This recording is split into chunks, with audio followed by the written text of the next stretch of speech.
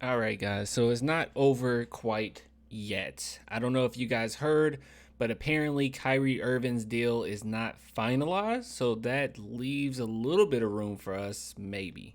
I want some nasty. Are we having fun yet? All right. So it's already been reported by Woj and Shams. No, I said it right this time. That Kyrie Irving is essentially going to the Dallas Mavericks, but that it actually doesn't end there. So as it stands right now, if you guys didn't know, the Nets are actually still exploring trade scenarios, for Kyrie Irving. And this only makes sense, especially since the trade deadline is on Thursday, so obviously they would take just a little bit more time and see if they can get anything better. So that still leaves the room or leave room up for us. So if you guys were wondering, why didn't the Spurs get involved at all?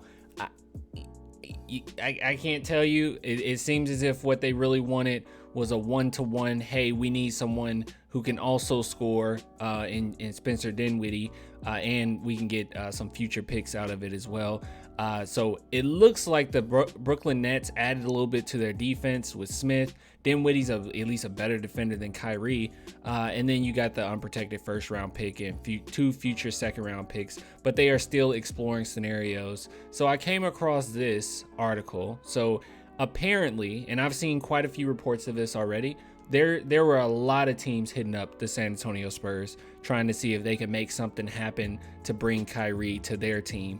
And it seems as if the Clippers were one of them. So Clippers asked Spurs for help with Kyrie deal. So if we look here, let's see, update at 2 p.m. Central Time. NBA insider Shams broke news on the trade sending Kyrie to Dallas to join forces with Luka and the Mavericks. As such, some of this article is no longer relevant, blah, blah, blah, blah, blah. But we can see here, NBA Twitter lost their collective minds when the news broke about Kyrie Irving's trade on Friday. If you're a Spurs fan who follows these news closely, you'll probably notice there have been approximately 10 million takes on how San Antonio could get involved in a deal. And it worked. It was many. And rightfully so, because there were actually a lot of teams hitting up the Spurs to try to make something happen. But we can see here, LJ Ellis of Spurs Talk, the Clippers contacted the Spurs about potentially putting together a 3-team trade. It included Kyrie Irving ending up on the Clippers and the Spurs receiving a first-round pick to absorb an unwanted contract, which we're still sitting at a really strange place, okay? Let me just say this. This is an outsider looking in, but I don't even think Lakers fans, and I got a few Lakers fans that follow, I don't even think they would be angry at this if I said this. Their front office is absolutely incompetent. I mean, I really was convinced that the Los Angeles Lakers would be able to put something on the table. And if it's true, all the rumors are true that they weren't willing to give up Austin Reeves, that to me, that's just insane. Okay, you're literally the Los Angeles Lakers. The fact that they're holding on, and I've actually been awoken. Okay, someone actually woke me up from this. All right, I am woke now.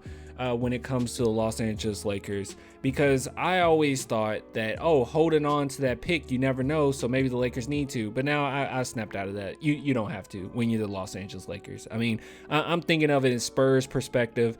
Certain teams, man, they just gonna always have that wow factor. You're the Lakers. You can get whoever you want down the line. It doesn't really matter. So the fact that they're holding on to these picks so hard and not letting them go is blasphemy. All right, it's absolutely ridiculous. And if you're a Lakers fan and you had the opportunity to send the Westbrook to us, maybe we send a couple players off to the Nets, and then the Lakers give the Nets whatever they can. If we can get anything out of it, I feel like that would have made a lot of sense. And I'm pretty sure maybe the Lakers did hit us up. I know a lot of teams did.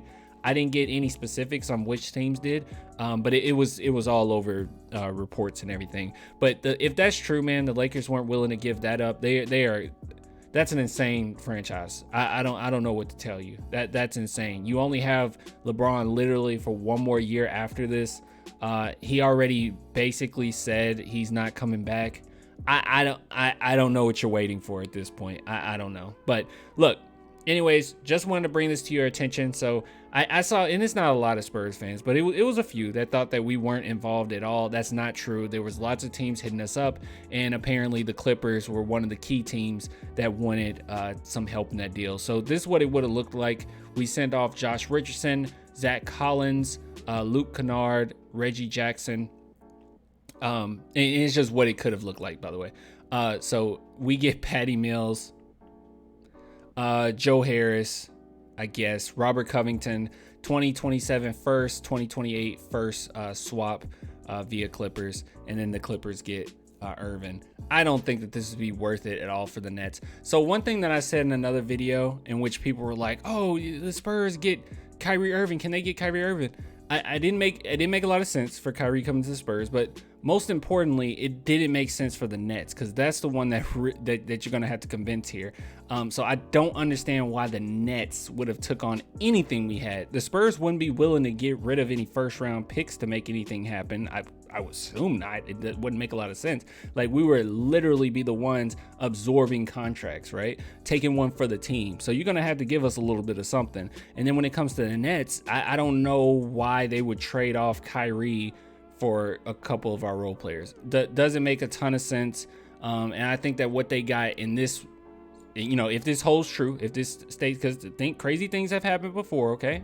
So if this holds true, I think what they got was pretty doggone good. So like I said, this is probably like a 90% shot of this going through, but there's still that 10% that it is still up in the air because they have not finalized it and they're waiting till the deadline. But there's also been reports that Kyrie should start by Wednesday, so we'll just see, okay? And I think at this point, the Nets don't really care.